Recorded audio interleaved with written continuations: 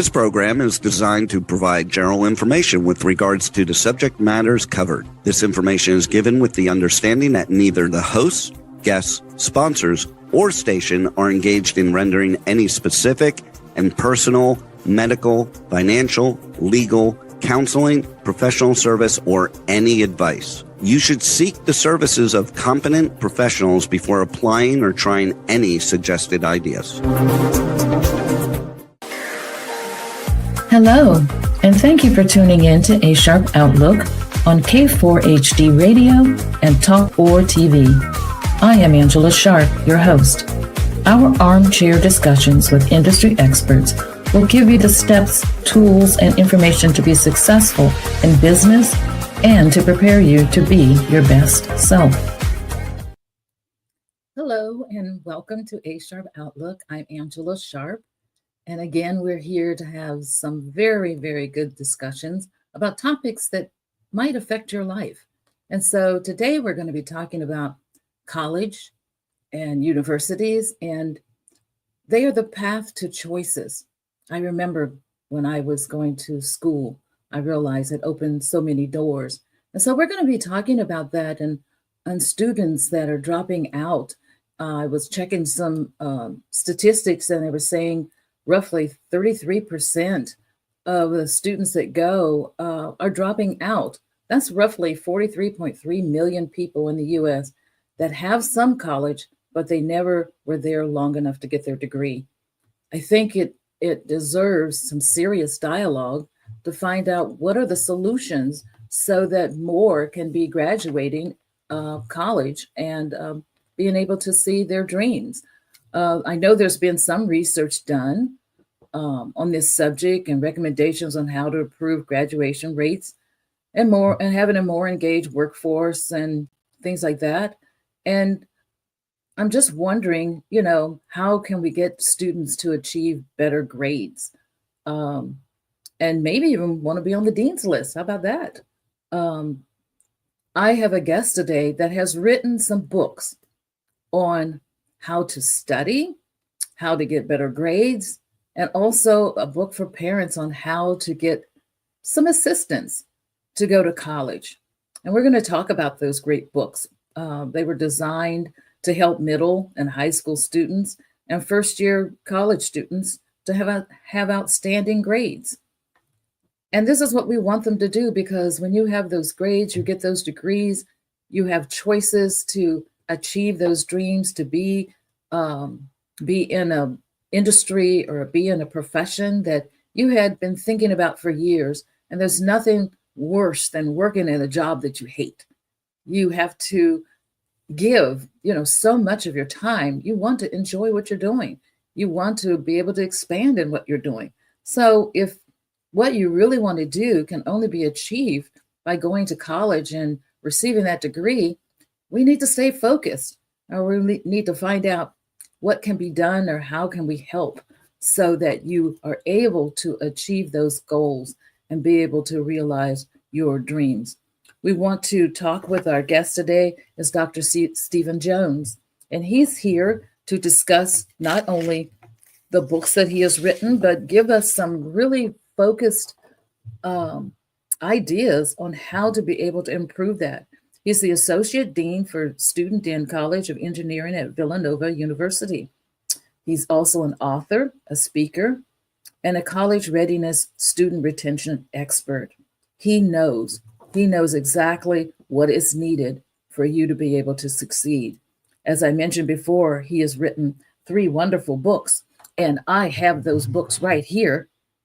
And we're going to talk about those books: How to Study, How to Get Better Grades, which somebody told me that, and how to be able to get assistance to get into college. Dr. Jones has been dedicated in his life in diminishing the academic gap that prevents students from achieving their dreams. And so I would like to invite Dr. Jones to join me right now so we can discuss this topic and find out what are the students doing wrong. I mean, it appears that they're not prepared for college. What's the problem? Yeah, I think we were talking about this yesterday. A lot of students in high school or even in middle school learn to memorize material, but don't learn how to take that material and apply it to something. So they get to college, and now all the professors are saying, take your knowledge and apply it to something that they haven't been doing for the last 6 to 8 years. So they've been moving along, doing well, getting good grades, and then they get to college, and it's a struggle because they've never had to do something different in terms of their learning experience. Different students come in from different backgrounds in education. Hmm. I can share this from the math perspective, where a student might have um, calculus or algebra 1 or algebra 2 at one high school and get a certain amount of math, and then another student gets less of the same math. So they come to college thinking that, oh, I got everything I needed, but then they struggle because they realize that they didn't get everything that they needed compared to another student.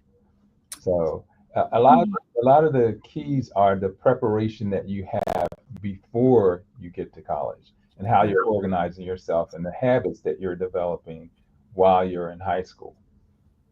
Well, I remember when I was in school. Oh, okay, that was the dark ages. But anyway, we had what they called college prep advisors. And so we would talk with them and they would give us advice as to what classes we definitely needed to take, what we needed to get out of those classes, and things like that, so that we were prepared. Do they still have counseling or counselors at the schools to assist these students? It's unfortunate that a lot of times when schools are looking at their budgets and thinking about, how they can keep their teachers and so forth, counselors are the first to be let go from schools. So you have a lot of schools where the ratio of counselor to student is 2 to 300 students per counselor. And so, as a recommendation to the parents, parents need to be actively involved in making sure that they're able to get access to resources like counselors. And when the high schools are having visits, they might have visits from other colleges that they participate. So they're getting all the resources that they need, especially if you are the first person in your family to go to college. And I was one of them. Uh, Hmm. my parents just knew I was going to college, but in terms of their engagement with the process, they assumed that I knew what to do or that I would have a counselor that would know. But if you're not engaged, counselor may not pay your student attention because they're not that they're not professional, but they're dealing with a lot of students. So I urge parents to be actively involved in getting the information that's necessary. And it's a big decision in Hmm. terms of college that you're going to attend. Yeah, it's a big decision, and it also it's not an inexpensive decision. It's an expensive decision, and you certainly want your child, if you have borrowed money or took a took out money from your, your home, or whatever you've done to help that student get into school, and then they are not succeeding, that's devastating not only to the student, but probably puts guilt on them because their parents has have invested so much Mhm. and they're not doing well. Is it that the students just don't know how to study? Yeah, that's a big part of it. Just the whole idea of, again, going back to middle school and high school, there's no class on study habits. There's no class on managing your time and setting priorities and test taking strategies, because there's different ways that you can actually take a test and be more successful on it. So these are not the types of things that are typically taught. So the best way to get that is with other professionals who are available. And that's actually why I wrote my book on study skills, because I recognized the gap in information that was available to students and parents around study habits and things like time management and test preparation, getting the most out of your instructor, trying to make it practical for the student to really learn some things. And interesting part about this, I have adult learners who are going back to school, going back to college after leaving for 10 years, and they've forgotten how to study. Hmm. So this becomes a great tool for that person as well that's going back Even if you're studying any kind of thing, some people are in ministry and they're going back to school for ministry. And if you haven't studied in a while, it's good to have a tool that can help you to get organized and prepared, set your priorities, and do well in what you've intended to do. Okay, I must confess. I'm in a class right now. I'm learning Hebrew. And well, let's just say I'm not the best student in the class right now. In fact, I'm so embarrassed. And the teacher calls on you to read and to explain things. Ah, And I'm like, you know, you don't get away with saying, "Oh, I don't know." No, I'm going to help you go through it. I'm like, "Oh gosh, everybody knows I don't know." But I also realize I'm getting my book out today, Dr. Jones, and reread Study Habits and Time Management because mine has been time management. I have a lot on my plate and I kind of set it to the side. Oh, it can't be that difficult. I'll get to it later. And there's not enough later for me to get this right. So I'm in the same boat as some of your students. I'm not managing my time well, and I have probably forgotten how to study. I mean, I'm looking at it and looking at it and looking at it, and it's like, okay. And I get it like just before I get ready to go to bed, and then I get in the class and I don't know what that thing means. So I can understand. I mean, I understand what they're feeling, and if you don't remember, and it's been a long time since I've been in school, if you don't remember, um, like I said, you have some books to brush us up on how to study, how to take tests, and different things like that. Um, I think it's important to look at your learning style, along with, now let's say you get your schedule back together. Now, what is my learning style that helps me to best learn? So if you're learning this other language, do you need more visuals to help you to learn it? So you see this visual, then you make a connection between that and the word you're trying to do. I know with babies, a lot of parents now will put a word on the item. So let's say it's a refrigerator. The word refrigerator is on the item. The word chair is on chair. And as they're going around the house, they're saying these words and showing the children the letters, and they got a visual of what mhm. they're talking about. So, just knowing your style. Are you an auditory learner? Do you need to hear it several times before it sinks in? So knowing those styles will help you to be effective in retaining more. Yeah, I think that's what I need to do is because I'm a techie person. I'm a software engineer. I've done software writing for years and also an accountant. And so, I'm very visual. Hmm. I'm always looking at, some kind of statement, some type of analysis, things like that, and identifying, irregularities and things. And I can do that. I'm visual. So just going in there, hearing her say something, by the time she finished the sentence, I don't remember what she said. I mean, Mm, I hear her, but it doesn't, I just don't grab that information. So I'm going to get some visual aids. They have some in yeah. the book, but I thought, why am I looking at these pictures? Well, I'm going back and start looking at those pictures again.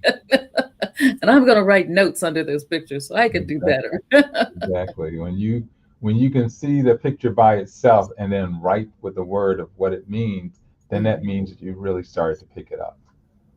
Well, you authored those three amazing books to assist students interested in pursuing college. Was there some certain motivation for writing these materials? Well, I think there were two. One, because I know that I could have benefited from it when I was going to college and when I was in high school. And two, I ran a program for first generation, low income, college bound students. And we would have a summer program every year. And as part of the summer program, I actually had a book called The Master's Student that was about 400 pages on how to study.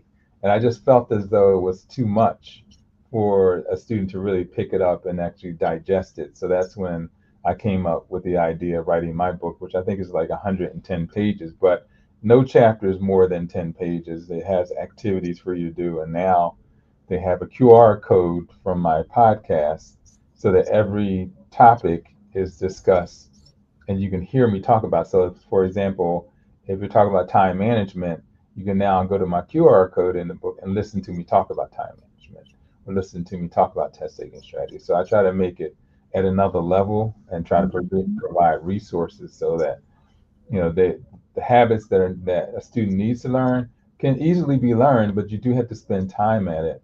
So that's one side of it. But also the book also encourages students to go get tutoring.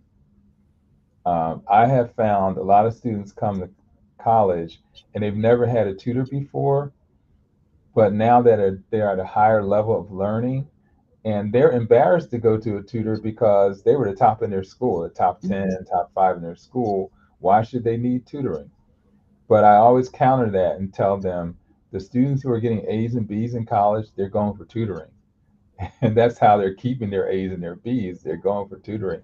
So you're like, oh, okay, if they can do it, then I should do it for sure, because they understand the power of getting help when you need it. Mm, wow. I didn't think tutoring would be that, have that kind of an impact. I just thought it was to catch people up. I've never been tutored, so I've never understood what it was or anything like that. I just know students have gone to be tutored, but I thought it was because they just needed to catch up on their studies because they weren't, doing the work that they needed to be doing and studying at night and doing their homework. But it may be they're just not grasping the information and they need that help. Huh. I just never thought. And on our campus, we actually pay the tutors. So they're there. Your tuition is actually paying for them to serve you as a student. And you actually can go online and register to get a tutor. So it made it easy. And the tutors are generally upper class students who earn A's and B's in the classes that they're tutoring. Mm-hmm. Well, I noticed, like I was reading those statistics at the beginning of the program, and students are still dropping out. What seems to be the biggest hurdle today? Is it just, not being able to study or failure, or are there other things that's causing, so many to drop out of school? One of the things that I think students can do to better prepare and prevent themselves from having to drop out of school is reading. People don't read like they used to read, volumes of books. And again, they get to college, even though a lot of times now they're electronic books, there's still a volume of reading that they need to do. Not only that, but they need to comprehend what they're reading. So I always suggest have a notebook by you when you're reading anything and write notes in it, things that you are thinking that are important, or things to remember, or terminology that is important to understand, so that you won't get behind. And what happens is once you start getting behind, then it's like a cascading effect. I'm behind in my psych class, I'm behind in my engineering class, because all of it's cascading in terms of the amount of time. And then the other thing is, if you don't have those study habits, you'll spend a lot more time studying the same subject. Let's say a subject that you might spend 4 hours on, somebody else is spending 2 hours on, because they're comprehending it. So, understanding that. And one of the things that you can do, some of the high schools will actually allow you to take a community college course while you're in high school. And that's good for getting a sense of what it's going to be like to actually sit in on a college class without the major expense of being in your college itself. So that's one thing I think that's really important in terms of prep. And then the other thing I would say is there's summer programs, summer bridge programs. A lot of colleges have these programs where that you can participate right before you start college for 4 or 5 weeks living on campus. And my own daughter took advantage of that. And when she did that, she then had 40 friends who she knew when she came to campus, who she could tie into. So I was moving her in, and all the students were coming up and saying hi to her. I'm the dean. They were coming to say hi to her because she had these relationships that she had already built. So I just recommend, if you ever have an opportunity to do a summer bridge program, definitely take advantage of that, because it will get you more prepared and give you a sense of what you do and what you don't know. Right. Remembering back when I was in school, we had college prep classes, and I took the college prep classes, and they were different than just our regular normal school classes. They involved, subjects that were a little more difficult. The style was how we learned was even different. Mm-hmm. All of those things. Have they eliminated college prep classes, or Yes, a lot of the colleges have eliminated those because they were not seeing success with those preliminary classes. Mhm. So you might still find them at the community colleges, but a lot of the four-year colleges don't offer those anymore. Some of them will actually test you before you start classes to make sure they're positioning you in the right math or in the right sciences that you Mhm. have a greater chances of being successful in. Hmm. Boy, so many changes. I'm looking for the good old days again. there were just there was just a little more attention that was paid to the students. um, During that time. They had options. They had opportunities. If they weren't going to college, they could go and take skill classes. A lot of the guys, took shop and they Mhm. learned all kinds of things. So there were other opportunities of learning available, but they've eliminated all of that. And in fact, right now, we're in a situation where there are a lot of infrastructure projects that need to be done. There's, telecommunications. We're talking about all this AI and all of the broadband, but we don't have, electricians and different ones to go in and do the work. That's skilled labor. Mhm. We don't have plumbers and things to assist when we have all these disasters, because, we dropped the skills training during this, high school, and just, Mhm. I don't know what they thought people were going to do. Maybe they just thought, I don't know, go work in the family business. That was one of those bad budget ideas that, well, I don't want to go there. Well, But I think also the like you said, they don't have it as much in schools as they used to. Um, a number of those programs have gone high tech, so they're more computer science, mhm, computer like manufacturing, robotics, those kind of things where you can earn a certificate or you may not actually earn a degree, but you get trained in how to use these machines. mhm, So those are definitely different options to consider. But the other aspect of, you talked about being a plumber. Um, it's what's sad is that so many students have been inside, that to work outside, they don't want to get their hands dirty. They don't want to have to, work in environments where they might sweat and have problems with um, working on streets when it's hot outside. They don't want to do that work. They want to be inside and comfortable. So I think that we've lost that, hard working person, and there are many options and available jobs in those fields mhm. right now. Yeah, well, if they don't want to be out there be, working in the heat and things like that, that's where you begin to think about becoming an entrepreneur and hire people to do the work, and you just go in and supervise and make sure it was done right. So I'm not going to give them an excuse for not being successful somewhere in their life, either going to college and becoming, one of those type of professionals in an industry, or being someone who has strong skills training, either doing that work or supervising and manage, because they always have to have like that key person that goes in to make sure that the project's being done right, and they didn't, hook the electricity to the plumbing, make Mhm. sure the work is done correctly. So, you know, Yeah. hey, Grandma's saying you don't have an excuse, and sitting at home doing nothing and playing video games is not the Right. answer. You got me? Okay. Right. So I was telling you about that class. I've taken other classes, during COVID. I took a software class because there was nothing else to do. Um, Hmm. and they were teaching Python on online for free. And I thought, Yeah. shoot, I mean, I wasn't going to use it, but I just wanted to see how much, software writing had changed from when I was doing it, way back when with the first personal computer was made.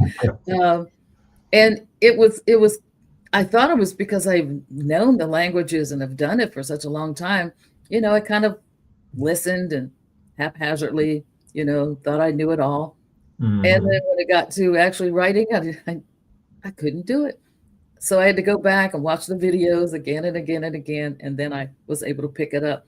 So then I realized, okay, maybe your learning skills are a little different now. You're a little older. You need a little more repetition than you did.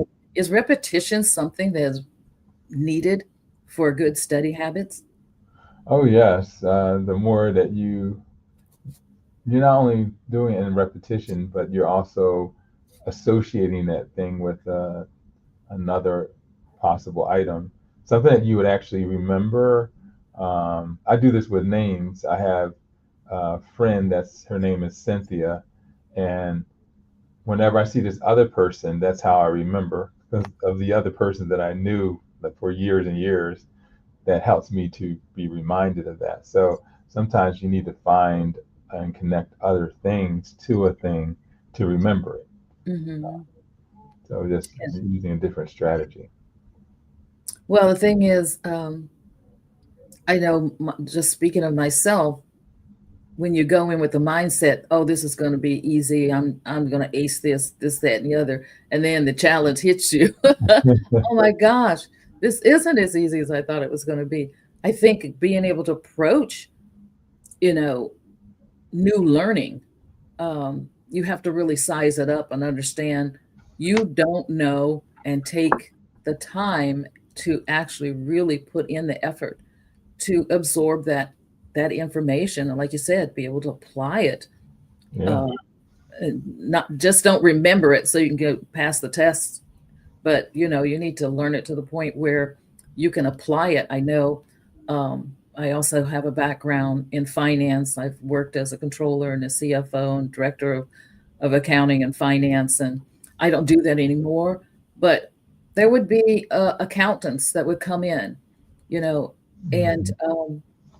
they had their degrees and all of this stuff, even passed the CPA exam, but they didn't understand how to apply the information. They didn't know how to analyze. They didn't know how, they just expected the computer to do everything. I said, well, how do you know it's right if you don't Right. know what the process That's is? true. If you don't know the answer you're supposed to get, how do you know it's right? Hmm. So it was like I had to go back. I had a big whiteboard in my office, and I would have to teach accounting 101 and all of these other technical things, even in software.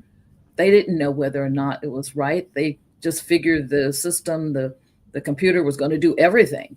Well, that's why you have to go in and test it, because there's a good chance that it's not going to be right. And if you don't know what the results are, you don't have that critical thinking, um, that within itself, they're Yeah. missing something in school. Mhm. Are they teaching critical thinking also in the classes? I guess it would depend on which class it was, Mhm. in terms of how much they invest in the critical aspect of how you think, how you organize.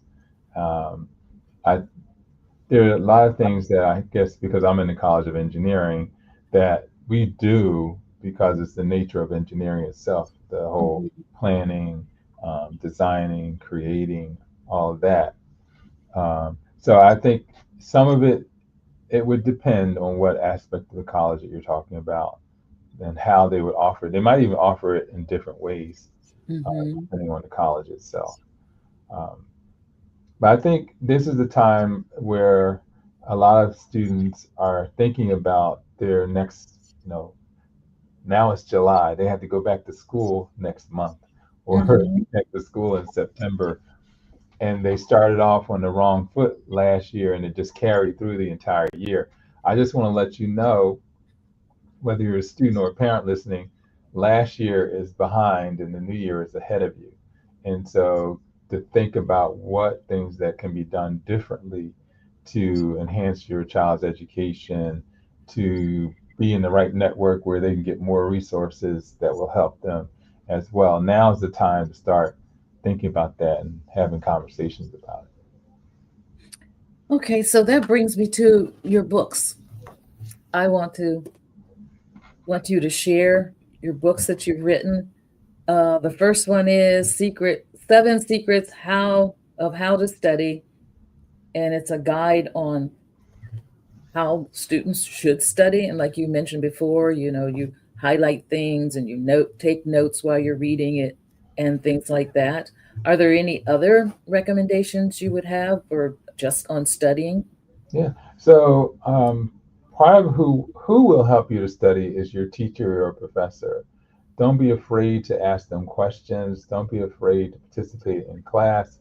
Um, the politics of participating in a class can help you as far as your grades because the instructor sees that you're enthusiastic about learning. Mhm. So be that person that's connecting with the instructors. I think that that's really important. Um, if they have office hours, meet them in their office hours to go over things, to get answers to the questions that you might be have. And as you're in a particular class, write down questions of things that you don't think have been answered so that you can either meet with the instructor or someone is knowledgeable about that subject. But you have actual questions because I've seen students go to meet with the teacher and teacher say, okay, what are we doing? What are we going to go over? And the students say, I don't know. I just knew I needed to come to your office. So actually go to your your meeting with your teacher, professor, or as the tutor already prepared with questions, already prepared with problems to review, so that you can maximize your your ability to learn. One of Mhm. the sections of the book also talks about test taking strategies. There, there's actually a strategy to deciding on a test that you might have. And so I try to offer you some tips on that, especially the multiple choice questions, how to answer those. And with the essay questions, I will say, tip I will give there is make sure you're answering the question that is asked. Because a lot of times when the professor starts reading it, it's like, this has nothing to do with what the question asks. One Mhm. way that you can ensure that is to, at the beginning of the thing that you're writing, restating the question, you know, so that you're now answering the question from Mhm. your perspective. So Mhm. that's, just knowing what to do and how to do it, I think is half the battle of college. Right. What about study groups? Is that a good thing? Is to study with other students in your class or Mhm. Yeah, so thank you for asking that question. Yes, absolutely. Study groups are good. There's a lot of information sharing. You could be sitting in the same class, listening and writing notes, and then you compare notes with the person next to you, and you're missing something and they're missing something. Mhm. So it's important to, make that connection, get help when you need it, and once you've done that, then you're going to get other opportunities to study groups that you can participate in. I will say this: make sure that your study group doesn't become a party. Make sure that everyone knows why they're coming. And you, in some study groups, they actually assign a chapter. Let's say it's 3 chapters, and there's 6 of you. The two of you are reading chapter one, two of you reading chapter two, and then giving a review to your entire group. So having a purpose when you're going to a study group is really key. And then also you can appoint someone else, almost like the ombuds person, when they see you guys getting off track, they bring you back. Hmm. Hmm. Focus on what's necessary. Yeah, definitely. So just getting that help, maybe hearing it again and again Hmm. in a different environment or where whatever, um, probably is helpful. Turning off the TV and the radio Yes. and the earbuds and all of this other stuff that's entering in your ear the same time you're trying to study, Hmm. that just doesn't work. No. If someone says, "Oh, but I need to have music when I'm studying," then it better not have words. But, just the silence. Sometimes the brain just needs some silence. And so Mhm. just have some silence, and you'd be surprised how much your brain is gobbling up all of this new information, and you're retaining it because you've given it a space to learn instead of having so much going in the earbuds at the same time. It's just difficult to even decipher what it is that you really need to be remembering. And then if Mhm. if you're listening to tunes and it just happens to be the right tune, I know you have lost your focus. Yeah. um, and you are now, the head is bobbing and everything's jerking, and you have totally lost control, and Mhm. you missed everything you were supposed to be reading. So have that silence, and get those books out, and striving for better grades. Don't be discouraged if you kind of failed the first time. Just keep trying until you absorb it. What are some of your tips for getting better grades? You said there are ways to take tests and things. Yeah. So um, you also have to have a good study area. If you have, hopefully you have a desk, but it has to be an area that's free from a lot of distractions so that you can learn and prepare. I've seen students study in the kitchen. If you study in the kitchen, somebody's going to come in the kitchen eventually and distract you. They're cooking a meal or they're going in the refrigerator. So that may not be the best place for you to study. Just finding a more quiet space could allow you to review and be clear on what you're reviewing. I will say this, that often I tell students, I know you've been in this experience where like your head is going like that because you're so tired. When you are too tired, just go to sleep. Just go to Mhm. sleep because nothing's going in. I'd rather you do that and maybe take a 2 hour nap and then get up and study than really fighting yourself and you're not absorbing that information. So you need to have sufficient rest. That's all a part of it. I've had students who they studied all night and then they got to the exam and halfway through they fell asleep because they had studied all night and it affected their grade. So you don't Mhm. want to position yourself like that where you're waiting till the last minute to study and for any subject. Mhm. Yeah, definitely.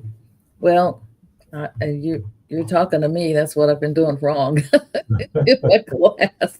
It's like, okay, let me cram this in, and there I am trying to look at these strange characters and trying to remember them.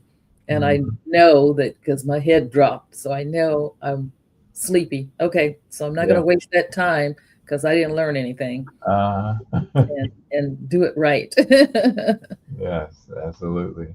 There are also students out there that want to go to college, but they need assistance, and there's resources out there that they can apply for. How soon should they start applying to get student assistance? They can start actually when you enter high school. A lot of them you will find out that they have a college day or a college fair, or they have a seminar about how to pay for college. So I always say from day one in high school, you should be doing that. You should be collecting information, put on your computer or laptop a folder where every time you get a scholarship, you're dumping it there, you're dumping it there. Um, and you're actually actively pursuing opportunity, even though maybe 2 years ahead of time, you can now know the deadlines for submitting Hmm. things if you're not waiting till the last minute. And that will ensure that you're moving forward with the information. Um, a lot of times when you're actually stressed out in trying to get things done, you're not as efficient in getting things done. So knowing yourself, like what is your body like? When are you most tired? When are you most clearly able to think things through? Identifying those, I think, is Mhm. important. And how soon should the parents get involved in understanding what that student is looking at, what they're reviewing, what they're seeking, what their dreams and goals are? How soon should they start having that conversation about college? Yeah. Um, well, the book I wrote, The Parent's Ultimate Education Guide, is a birth through 12th grade book. Mm-hmm. So my idea is that when the child is in your womb, you should be reading to them.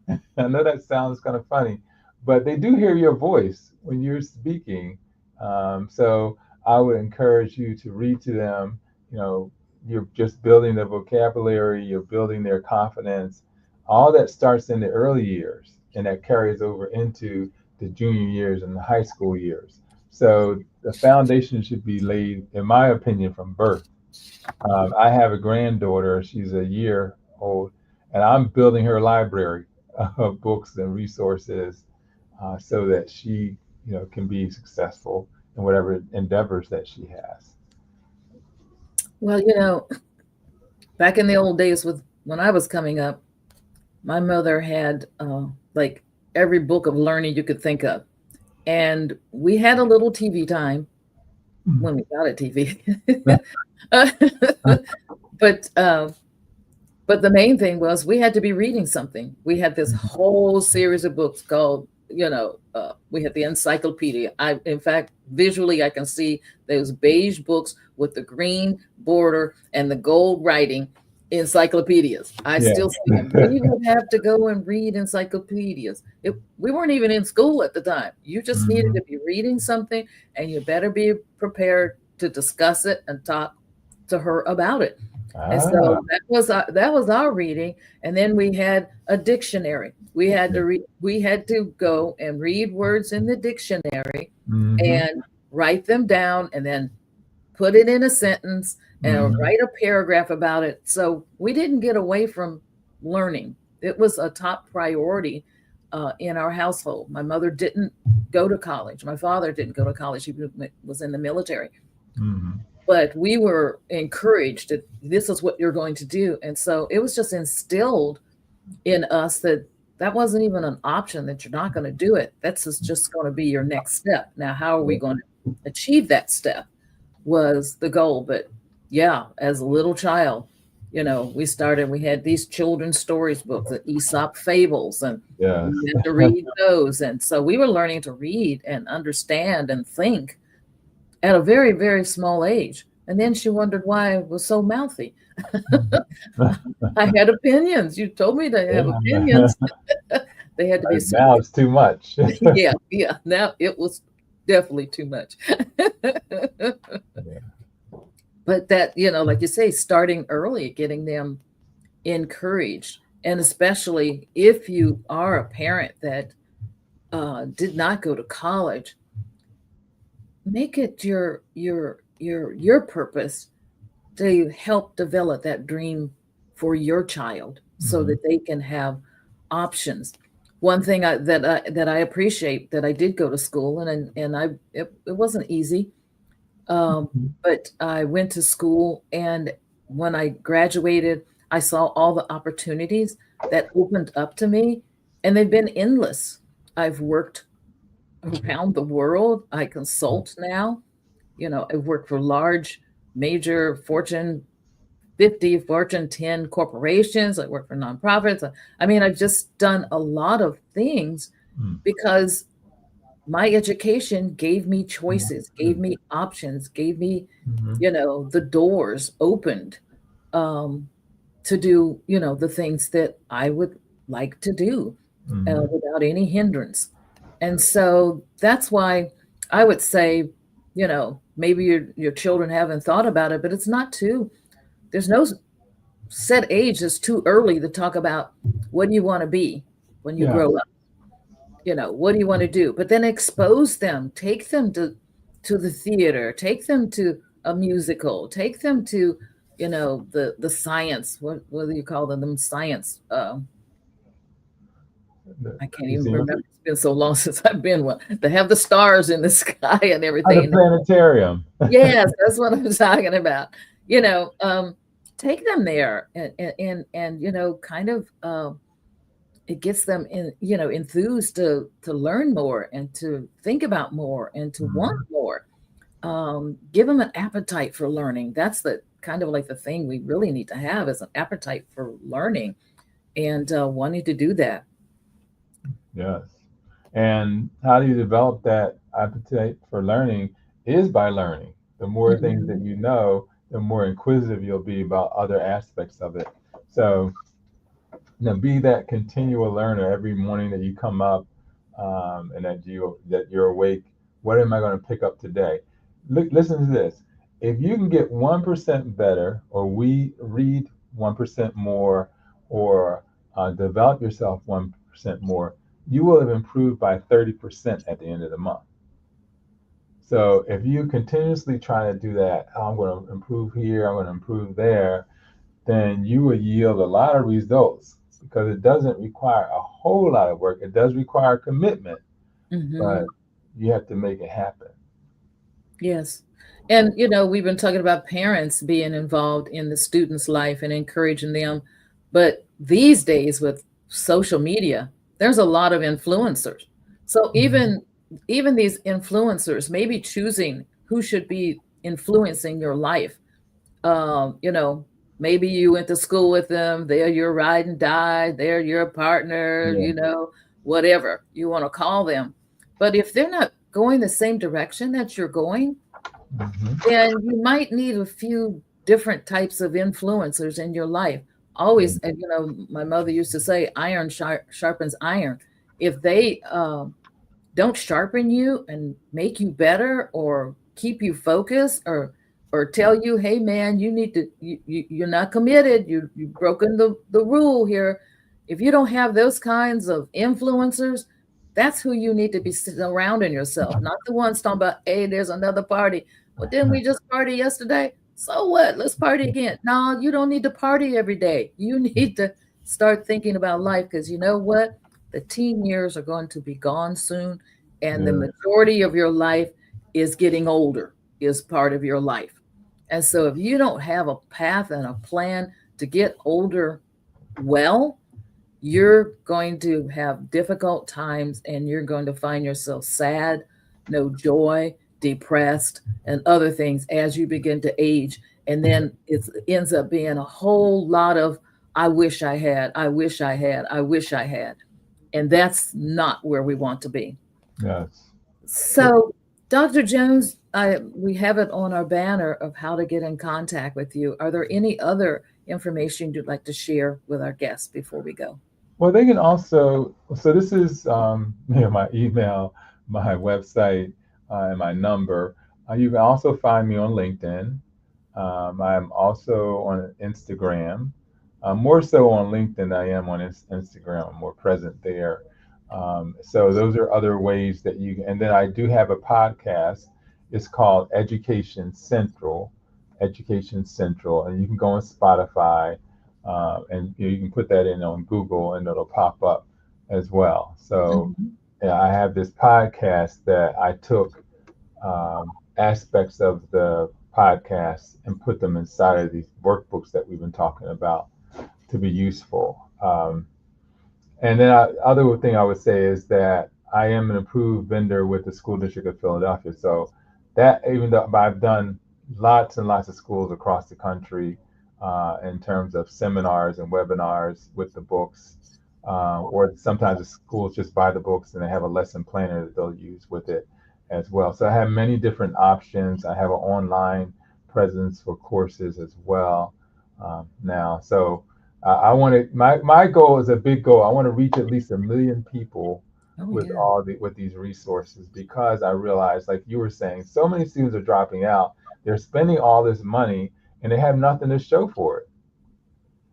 But if Yes. they're better prepared and if they start to develop those study habits, it'll increase their chances of being successful. And that's what I want to do. Want to see them do ultimately. Mhm. Right. Specifically, as we look at students of color, still having a lot of experiences that are new when they go on to college. They're the first person in their family to go to Mm-hmm. college. They don't have someone to call back to get those answers. So Mm-hmm. I did put my email here. So if there Mm-hmm. are people that have questions that I can answer, I'm more than happy to do that.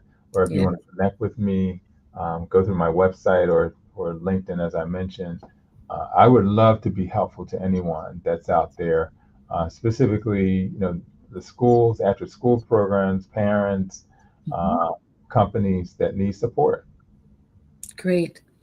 Well, I want to thank you for being here to give us a word on how to be successful in our study, how to be successful in school, how to even set our minds towards learning at an early age. Thank you, Dr. Jones, for being here today. And thank you, everyone who's tuned in to A Sharp Outlook. And we're thankful that you're here. We're glad that you listened in. And please share this information with anyone that you know that is in school and possibly going to college. As we sign off, and I always say, we want you to stay informed. Thank you for joining us. I want to thank you for joining us on A Sharp Outlook. We have been informed and energized to take the next steps. We have posted links to websites and videos to learn more on today's topic. Please join us again next week for another thought-provoking conversation right here on K4 HD Radio and Talk 4 TV. Listen to the podcast on all the podcast apps. And until next week, stay informed.